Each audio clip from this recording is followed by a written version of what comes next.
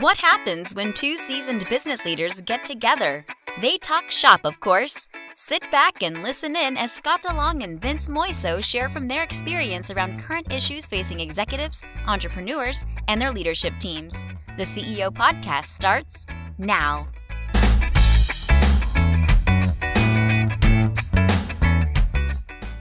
Hey everybody, Vince Moiso and Scott DeLong here with the CEO Podcast. Welcome to 2022 and the CEO Podcast. This is exciting. So, we wanted to, let's say, start the year off right and really talk about hot topics. So, we're still in the middle of yet another variant of COVID, right? And guys, is there any end in sight at this point? So we've got... I don't think it's in sight. I hope there's an end. I just don't think it's in sight. Yeah. No, I agree. So what is it doing? It's impacting everything again, right? Everything from sporting events to school campuses, colleges, and all sorts of stuff that's going on. My own family has been impacted by that, and on the business front, it continues to impact us, right? So we've got different regulations that keep hitting us, whether... the good news is they're not shutting us down this time. They're just locking us down a little bit. I agree. So I love that. The worst thing is if all I got to do is wear a mask and, I can continue with business, I'm fine with that. I'll deal with it, right? But, who at this point loves wearing a mask or wants to follow all this type of stuff? I think a lot of people, depending on where you sit, are super frustrated. And I get your frustration. Now, and your Zoom fatigue, and really that's what we're going to talk about. That's what I'm leading into, Zoom fatigue, right? So we're going to talk about the virtual meeting, right? And we're going to talk specifically around what it means to lead a virtual meeting. I think we've all got Zoom fatigue, but we also have to embrace it. It's not going away. This isn't going anywhere. The opportunity to be virtual, I think, is a great one that any company can take advantage of, especially from a sales strategy. And I think if you haven't figured it out yet, you got to figure it out. There's a way to very approprially lead a virtual meeting. There's a lot of do's and don'ts I think that we can cover. We can help our listeners with, knowing that we're moving into a 2022 that's really at this point, not feeling so different from 2021. So we can also talk about the types of meetings that lend themselves to Zoom and those that don't, because there are some that don't. From my point of view. Well, you have a meeting strategy. I think you have a process that you follow. Yeah. So why don't you start there, Scott, with telling our listeners what a good process looks like. So in this process goes for any meeting. There are some other things you need to do when you're doing a virtual meeting, but the process starts with making sure everyone feels welcome. Just make sure people feel welcome. That if you're in the room and someone walks in, you acknowledge them. That's just an appropriate thing to do. Well, what if you're not in the room though? But they come into a Zoom room as well, and I still want to acknowledge you. Yeah. Hey, Vince, thanks for coming. Yeah. Appreciate it. Yeah. Right? Just some acknowledgement of their humanity and the things that they're dealing with as well. So that's the start. I think every meeting should have ground rules, a set of ground rules. Whether an organization sets them or if we're an inter organizations, we set some ground rules. What are your ground rules? Well, I like to let the audience usually produce those, but they all come up with the same ones. How are we going to use technology in this, right? Are you allowed to text while you're doing it? Should you keep your phone on mute or off your phone, off the desk? That depends on who's in the room and how, right? You got kids in school and things like that. Can we take a step back for 1 second, though? Sure. Because I think there's this elephant in the room when it comes to virtual meetings that I just want to throw out, because what you're saying is right on. However, you missed one point. Camera on or camera off? No, that's one of the ground rules that I insist on. And that is camera on. Otherwise, pick up the phone, let's just have a call. Right? Yeah. I want the camera on. I want to see the engagement. And here's the thing, if you're leading the meeting, and this is one of the things that I had to learn as I started to teach my courses online, is it is much more difficult to get people engaged on camera. Yeah. And here's why I think people are trying to be polite. So there's a lot more pauses and waiting and things like that. So as the leader or the facilitator, it's incumbent upon me to start reading body language. to see who's tuned in and who's not. To see if I hit a point, if I'm talking about something, I hit a point and I see somebody's facial reaction that is like intense, I want to go right to them, right? They've got something to say. They may not say it, and I don't want to stifle that. So I want to get people engaged. And typically in a meeting, I don't like calling on people. I remember school, you're being called on. Yeah. Hey, Johnny, what's 3 plus 12? Right? Yeah. And you had to, no, I hate that. Yeah. But unfortunately, in a Zoom meeting, you might have to. Yeah. And there's an easier way to do that and say, what do you think of it? Right? Just say, hey, I noticed something. What you got going there? How that hit you? Yeah. Just a subtle question, Engage. subtle question to get them to respond, right? And they're not going to say, "Oh, nothing. I was just flicking my hair." No, they will tell you their story. So, asking people questions is part of the deal. Yeah, of but course. more of the ground rules that I want to make sure that we talk about. One that's really important, especially in a Zoom meeting, is a one person talking at a time. Yeah. Like you get into a meeting when in a conference room and you have some side chatter over there, some side chatter over there, annoys the crap out of me even there. But on Zoom, it is horrible. Well, the worst is like the person trying to talk and you're on mute. Hello, how many times did you hear that this year? Yeah. You're on mute. Yeah. I feel like we should all wear T-shirts that say you're on mute. Right. But I think what's worse than that is the ones that aren't on mute and they're doing their thing, and you got a ton of background noise, or they're having these side conversations and things that are going on, and they're completely oblivious that they didn't touch the mute button, and it's obvious that they're not paying attention in the meeting. Yeah, and that goes to another thing. Like an organization might have some ground rules about quality of the workspace, right? Yeah. Should your unmade bed be in the backdrop? But some folks allow for it and just say, hey, it just shows me as a human, like, or an unprofessional human. Newsflash, everybody, don't take your laptop into the bathroom with you while you're on a Zoom call and your video is on. I'm just going to throw that out there. Yeah. So I've got a camera over on my computer, and just opposite of that is where the bathroom is. And even when it's off, I don't have any Zoom on, I make sure the door's closed, because you never know when Google's listening. Yeah, of course. Anyway. Well, I'd like to jump in if I can, because I want to poke a few holes in what you were saying earlier. Yeah, give it a shot.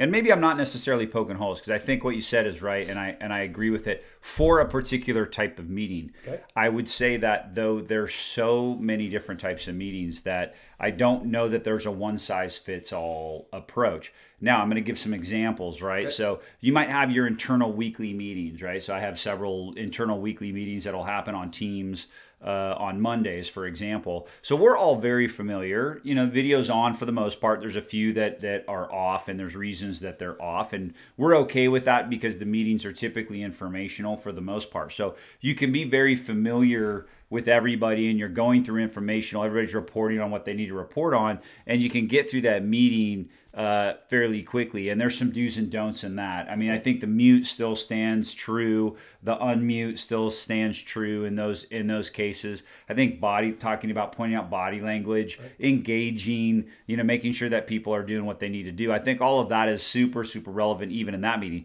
But then there's a customer meeting, right? So then there's the client meeting. There's the vendor meeting, right? There's we have what we call our team meetings, which is kind of like a town hall, and everybody's on that, and that can be informational. And then there's 2, 3, 4 different people that are talking. Then there's the webinar, right, where you may set that up where you're not necessarily seeing everybody. So there's all different types of virtual settings and reasons for those typical meetings. And I think if I were to say one thing about all of that is really know your audience, right? Know why the meeting is happening. Know your audience. So, make sure that you're conducting yourself and engaging in the appropriate way, depending on what that meeting is. And I'd say the number one thing for me in any meeting, to your point, regardless of virtual or not, is preparation. So, if you're going to lead especially a virtual meeting, you better be prepared. Well, I want everyone else prepared too, right? Oh, yeah. So rarely do I have an informational meeting. So that's one of the things I've tried to eliminate in my businesses is if there's just information you're reporting on, send me a report. I know how to read. Well, and let me take that back though, because I didn't articulate appropriately. And when I'm using informational as a general term, it's not. We're providing collaborative. Yeah, it is collaborative, and we're providing updates. So it is the type of meeting that you would typically have. I labeled it informational. Okay. And probably inappropriately. Right. Well, and that's okay. But a lot of people. So one of the things when I walk into companies, almost every company tells me this. People within organizations, we got so many meetings here. And my response is, well, show me a list of what you got and what you're doing. And I'm saying, no, you don't have too many meetings. It's just that your meetings suck. Right. Right? And they don't know how to operate a meeting. So here's one of my rules, that the opening statement at the beginning of the meeting, after you've welcomed people and all that kind of stuff, the opening statement is always, the purpose of this meeting is, here's what we're hoping to accomplish. Yeah. Boom. Done. Objective. I want outcomes in there. I want the purpose in there, so that everyone's aware that what we're supposed to have. Now, there's a way to end a meeting as well. So if that's the start of my meeting, the end of my meeting is a recap of what we're talking about. Yeah. And then the assignments. So Tell them what you told them. Here's what I need from you. Were there any action items that came from this? And here are the due dates that we have for that. We good with that? Yep, I got that. We got commitment on that.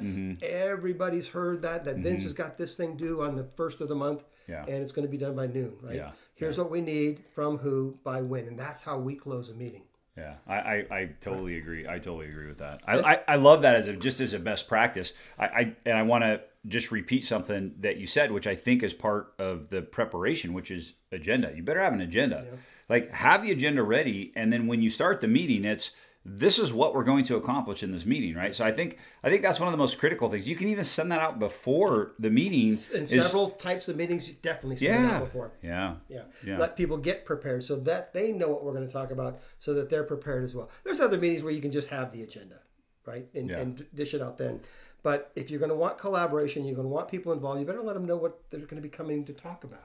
Now, what if you're going to, so in a virtual setting, what I think is an advantage of the virtual setting, not always, because I think if you've got a good conference room and you've got the technical setup there, you're obviously, sharing some things digitally with people. So you might be looking at a spreadsheet, or you might be looking at a PowerPoint presentation or whatever. But what I do like about the virtual setting is you're doing that from your computer, and you can share your screen and everybody's looking at the same thing. Now, one thing that I want to say about preparation is, okay, have the PowerPoint up and ready. Have the document that you want open and ready. Right. Have it to the page that you're going to start with. I mean, be ready to go. So the worst thing is that you start the meeting, you go, oh, hey guys, can you give me a few minutes here, because I've got to pull up the documents that were, really?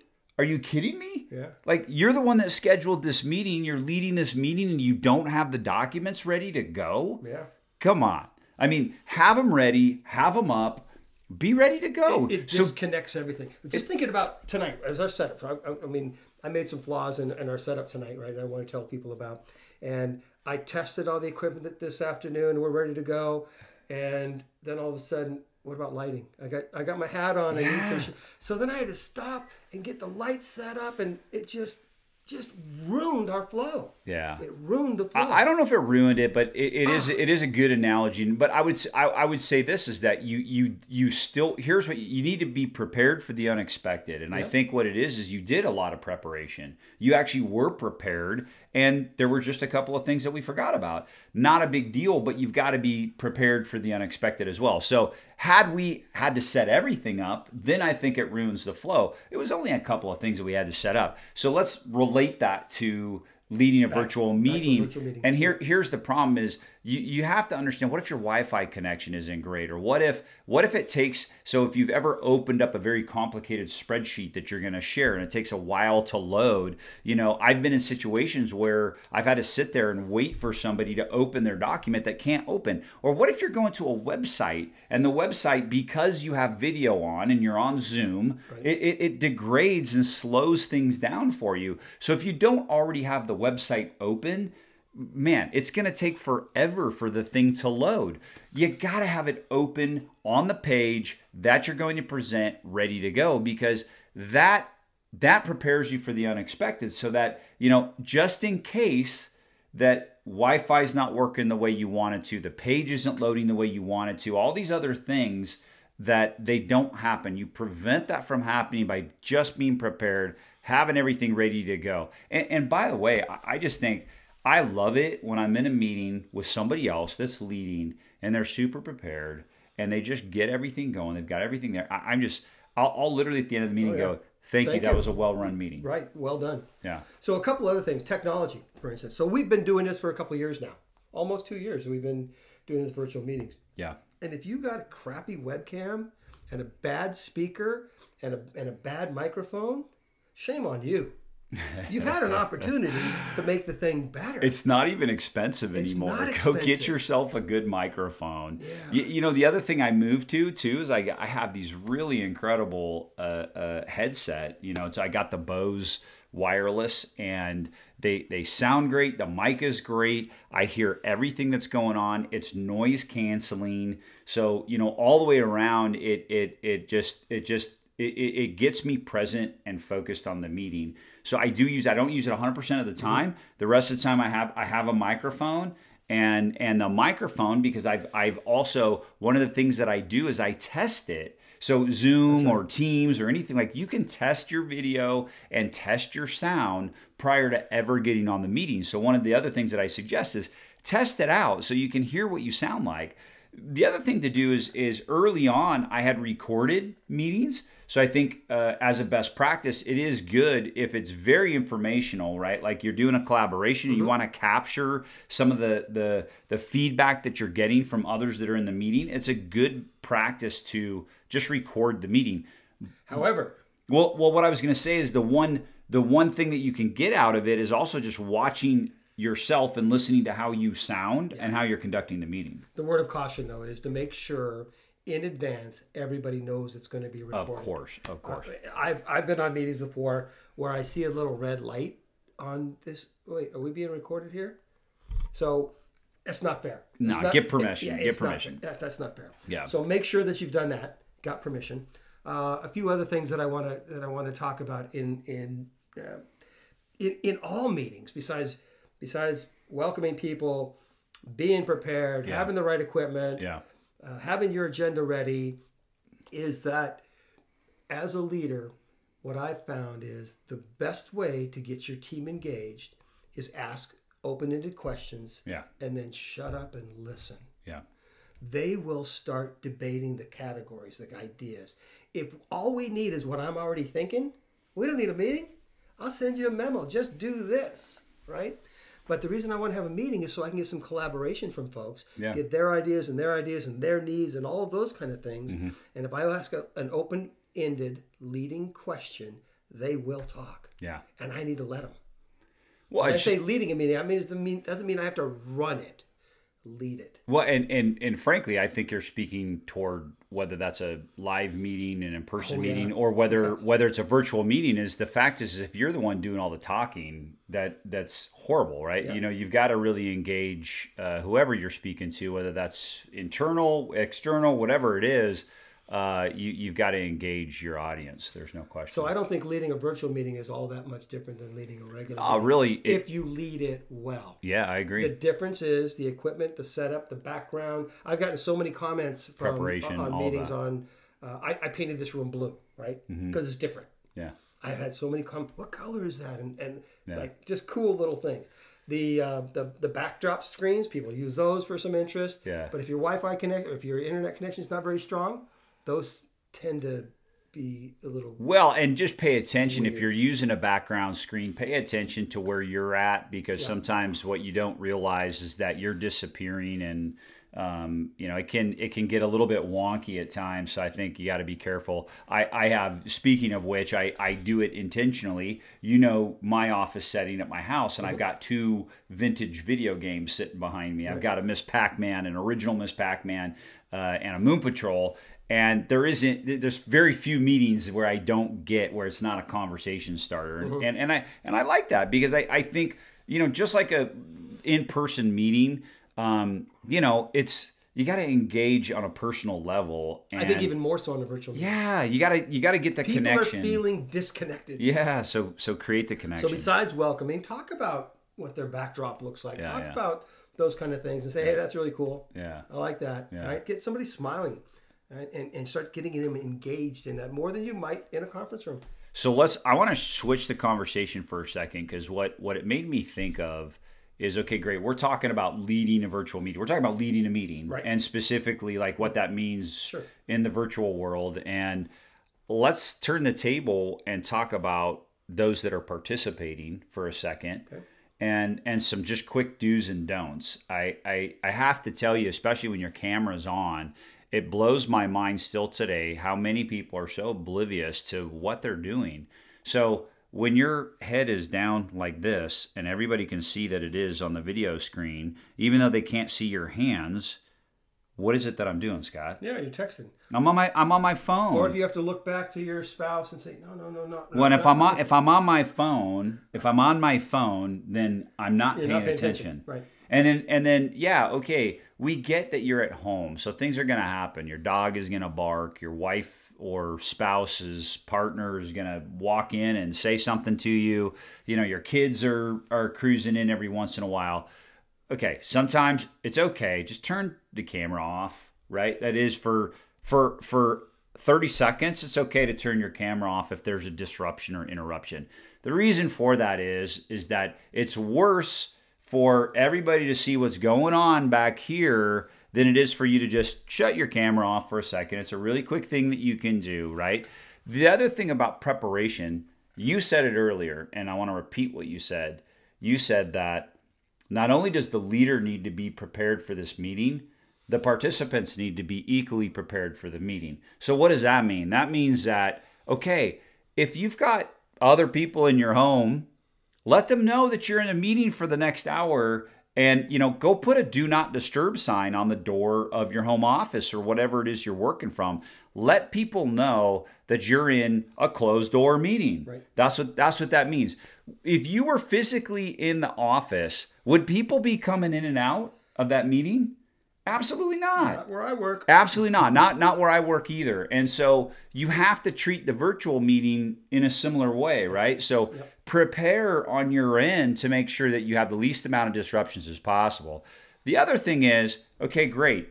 You're staring at a camera, right? Your camera that's on your laptop or your computer, right?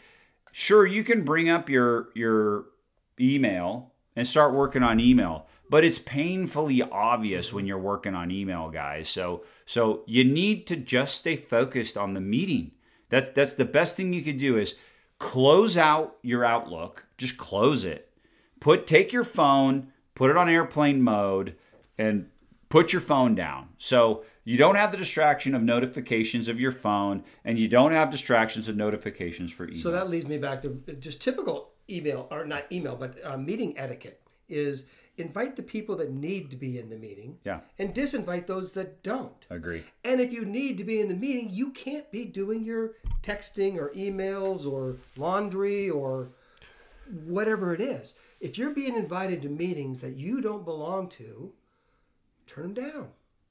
Talk to your boss and say, do I need to be at this? Here's why I don't think I do. The boss says, yeah, you're right. Why are you wasting an hour doing this? Yeah. Right? Well, and you should be, if you're not speaking, because the other thing that you said that I want to repeat is there should be one person speaking, and I completely agree with that. Mm-hmm. And if you're not speaking, you're on mute. Mute, yeah. And then remember to turn mute back on so that everyone doesn't have to say, hey, you're on. Right? Hey, you're on mute. Right? But I that's really important to me is that invite the right people. Disinvite those that don't need to be at the meeting. That's such a great practice. There might be some people that might need to get a memo after the meeting that weren't there. Yeah. But again, my meetings are for collaboration, to talk about your issues and these issues and how, and to try to mitigate, not just improve processes, but to mitigate unintended consequences. That's why I have someone from operations in a sales meeting once in a while. How does what we're doing here affect them over there? Getting their input, getting to listen to them about, but if you do it like this, here's what happens. And then we get to make a decision that's best for us. I just have to tell you, because one of the things I really love that you said is disinvite those that don't need to be in the meeting. And I totally practice that. Please make me one of them. Yeah, no, I mean, and I try to do it before. Sometimes I forget. Mm-hmm. I try to do it before the meeting, but in the first part of the meeting, I'll immediately say, hey, so-and-so, you're excused from the meeting because we're going to focus on this topic and it really has nothing to do with you. You get this next hour back, or you get this next 30 minutes back. And they love it. Those people really, really appreciate that. It's really important. Let me talk about another best practice. Okay. And actually, it's like nails on a chalkboard for me. Okay, if you schedule a meeting for an hour, it doesn't mean that you have to go for the full hour. So if you're leading the meeting, I literally cannot stand those that just use the full hour for the sake of using the full hour. Nobody wants to be in a meeting longer than they need to be in the meeting. If you've set the agenda and you've prepared properly, you've got the engagement that you expected or wanted in the meeting, and you're at the 45-minute mark, be done. Great, guys. Thank you very much. This was a great meeting. Move on. So I'm going to take it a step further than that. I don't know that we should have an hour meeting. I think we should have a 50-minute meeting.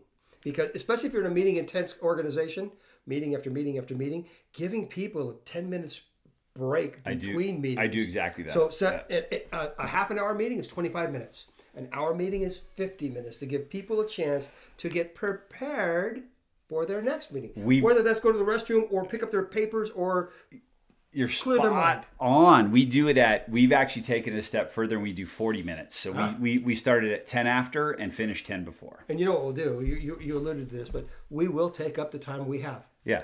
And if you have less time, you will condense the things that are necessary. Totally. Eliminate some of the crap. Now, one of the things I don't want to condense is the social interaction piece. Even if I only have 40 minutes or 50 minutes, I still want to make sure that you feel welcome here so that there's what's called psychological safety, that there's a spot where you can participate and be a part of. You can't do that if I don't welcome you. You know, so I lead a sales huddle every Friday, and I will often jump on, right on time at the start. It's a 8:30 start time, 8:30 a.m., and they'll already have been on for a couple of minutes, and there's this big social conversation going on, and I let it go. I let it go for a couple of minutes. I don't say a word, even though I'm the one leading the meeting. You know why? Because that's important. It's important for connection, and as we're living more and more in a virtual world, connection is more important than ever, and you got to let those things happen. 2 to 5 minutes is not going to kill you. No, it's not. I can cut something else out if I needed to allow that to happen, because I want those people feeling comfortable with each other and so that they're willing to engage. Yeah. Right? Yeah. Because that's what the meeting is for. Engagement. In my world, it's not a report. Yeah.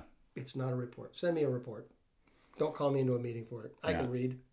All right. Well, okay. So we're getting up on time here, and I thought it was a great topic for a first episode in 2022. I think it's the reality that we're facing right now, and I hope all you listeners got a lot out of this. So what's one or two of the top takeaways for you that you want to pass on to the listeners right now? First one is make people feel welcome just as you would in person. I love that. The second one is the leader does not have to be dominating the conversation. Yeah. In fact, the leader shouldn't be dominating the conversation, should be asking questions and eliciting feedback from the people that are going to have to do the work anyway. Yeah.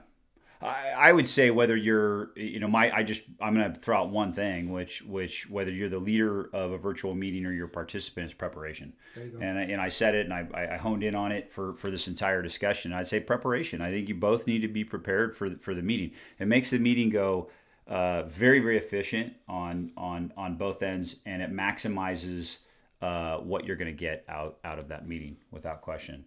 So we're excited for 2022 in general. I think we got a lot of fun topics coming up, and this is just the start of it. We've got more and more guests.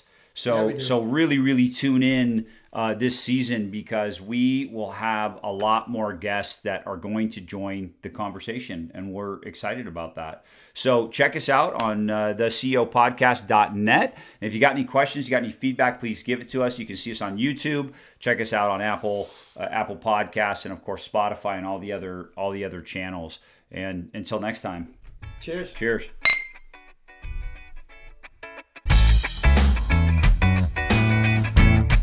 Thank you for joining us for the CEO Podcast. Please visit us at theceopodcast.net, where you can learn more about our co-hosts and listen to past episodes.